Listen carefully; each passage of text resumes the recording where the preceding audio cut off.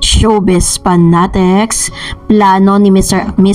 Daniel Padilla for Catherine Bernardo. Abay, sinupalpal ni Catherine ang lahat ng yan. But before that, if you haven't subscribed yet to my YouTube channel, please don't forget to like, share, and subscribe at i-hit mo na rin ang notification bell for more showbiz updates. Bago tayo magpatuloy sa ating updates, of course, nais ko po muna magpasalamat sa lahat ng mga legit viewers, subscribers, itong lahat ng mga legit na nagmamahal at sumusubaybay sa mga videos natin. Maraming salamat po. And for today's video, ito na nga, dahil kung hindi nyo pa po napapanood yung ating latest updates, panoorin nyo po yan, kung saan ay naghahanda na nga at meron na pong inilabas na promo photos. Ito pong si Miss Catherine at si Alden Richards para sa kanilang sequel ng Hello Love Goodbye na ngayon ay Hello Love Again. Pero ito na nga, mas nakakaloka tong balitang ito dahil ito po'y patungkol kay Daniel Padilla. Kung saan si Daniel Padilla po pala, kung mapapansin po ninyo, at aminado din naman po si Daniel at itong si Carla Estrada at even iba pong mga showbiz insiders na talagang pagkatapos po maghiwalay ni Daniel at ni Catherine, lumamya po ng todo yung kanyang karera. Although parang mas binibigyan ng priority ngayon ni Mr. Daniel Padilla yung ilang sa mga business ventures na inuumpisahan niya, at ngayon nag-post pa nga po si Miss Carla Estrada na magkakaroon po siya ng concert sa kanila pong provincial place na malapit sa puso ni Miss Carla Estrada.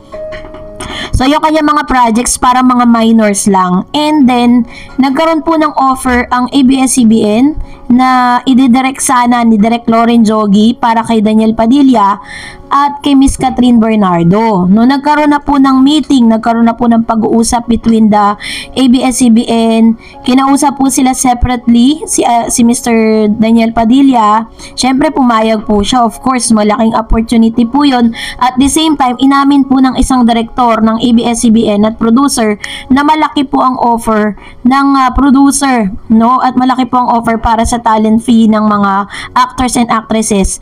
Pero ang naging parang nagkaroon po ng problema dun sa desisyon ni Miss Catherine Bernardo kasi parang nagkaroon po ng choice or nagkaroon po ng parang pagpipilian itong si Miss Catherine dun po sa movie nila ni Alden Richards at sa movie na gagawin nila ni Mr.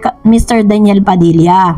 So, dahil po nung nalaman ni Miss Catherine na si Daniel Padilla nga makakasama niya sa upcoming movie na may malaking offer, agaran po niya itong tinanggihan. Na agad naman syempreng mafe-feel bad si Daniel Padilla dahil isa ito sa mga plano niya para po talagang ma-win back. At syempre para makapagpaliwanag na rin siya kay Catherine patungkol po dun sa nangyaring hiwalayan nila or something else. Syempre magkakaroon sila ng time together.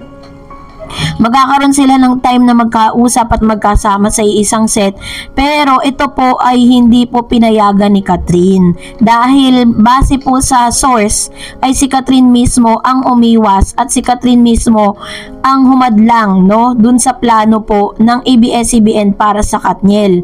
Dahil kung matatandaan ninyo, nagkaroon po ng interview si Miss Catherine Bernardo na hindi naman daw di umano niya inaalis yung possibility na makatrabaho niya si Daniel dahil maliit lang naman ang industriya ng showbiz, lalo na dito sa Pilipinas.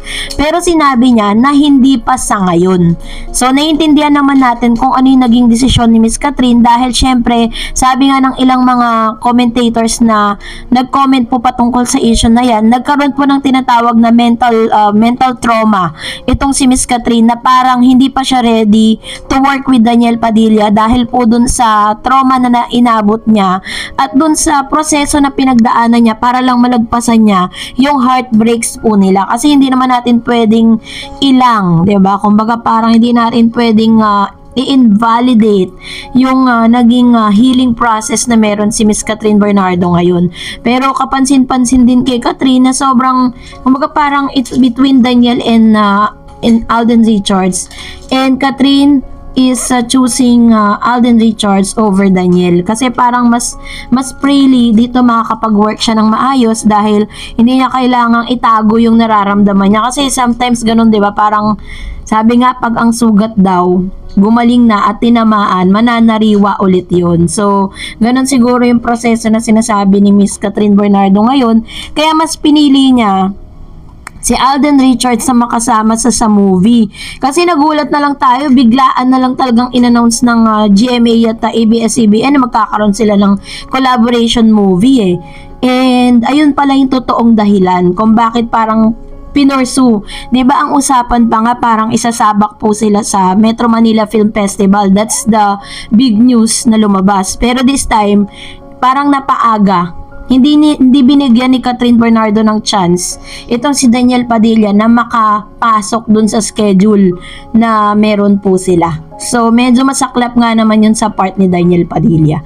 So, anyways, kayo po, mag-comment lang kayo sa comment section, deserve ba ni Daniel yun? Or whatever, no? So, dahil dyan, narito ang ilan sa mga komento ninyo sa ating Facebook page sa DarEds TV. Sabi ni Roslyn, sus, pabiktim pa ang Daniel, manigas ka, kasalanan mo na nasira ang team nyo.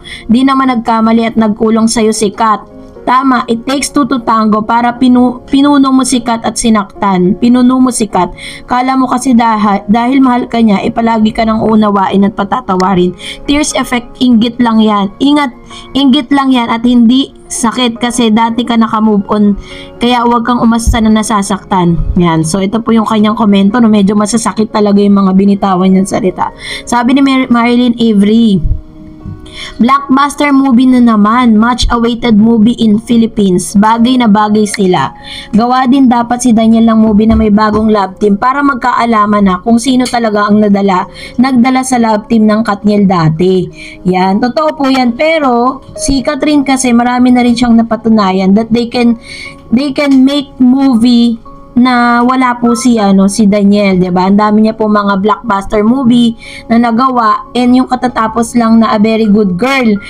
Ang sabi nga ng ilan, akala nila mas mauuna raw yung Elena, pero hanggang ngayon pinoformulate pa rin siya kung paano ba gagawin at kung sino-sino yung makakasama. Sabi ni Sols Rivera, sana before ginawa ni Daniel ang panloloko, open and close parenthesis, cheat kay Idol Catherine, nag-isip-isip siya kung ano ang magiging effect kay Idol Catherine nito, lalo na sa kanya. O before pa ang cheating issue, meron pa siya picture na uumbagin si Idol. At yung nagsasalita si Idol, hindian lang siya marunong bigay ng respect. Kay Idol, pa siyang ngiwi-ngiwi. Ayan. Ayusin natin yung comment natin para maayos natin mabasa. Sabi ni Lewi Ganules, masaya na si Kat sa buhay ni Alden. Tumaba at lalong gumanda ngayon. Si Kat sa piling ni Alden, hindi kagaya nung sila pa ni Daniel, na payat si Kat at parang lalong nag-matured ang muka. Hindi katulad ngayon sila ni Alden, blooming na blooming siya at napakaganda niya. We love Kat then forever. Alam niyo po, totoo, parang mas lalo siyang nag-bloom ngayon, Talaga makikita mo na bumalik na talaga yung katawan niya at mas sexier kasi talagang nag-gym talaga siya ngayon. Sabi ni Mr. Lamberto Carawosos, Daniel, kalma lang, magbigay ka ng space kay Kat at Alden. Dahil masaya si Kat sa buhay ni Alden. Kaya kung ako sa'yo, humanap ka ng iba para makamove on ka na. Di lang kasi si Kat ang ayaw sa'yo, pati buong pamilya niya at ang kaibigan niya. Tama na ilusyon mo na magkakabilikan kayo. Ayan. Marami talagang ayaw na magkabalikan dahil parang deserve daw ni Miss Catherine Bernardo ng mas bago, 'di ba? Sabi naman po ng isa pa ni Ma'am Shi Corazon, DJ, wag mong pansinin ang anumang tungkol kay Catherine at Alden dahil sa iyo rin babagsak ang kapintasan. Move on para mo nang inamin na wala kang ng karir dahil nahiwalay na si Kat sa iyo. Just be the DJ, a womanizer. Naku po, ito naman po yung kanyang judgment kay DJ, talagang womanizer talaga. Yun talaga yung kanyang title, no? So, anyways, that's your opinion. And that's it for today. For more videos and updates, please don't forget to like and subscribe. And please don't forget to follow my Facebook page, DarEds TV. God bless everyone!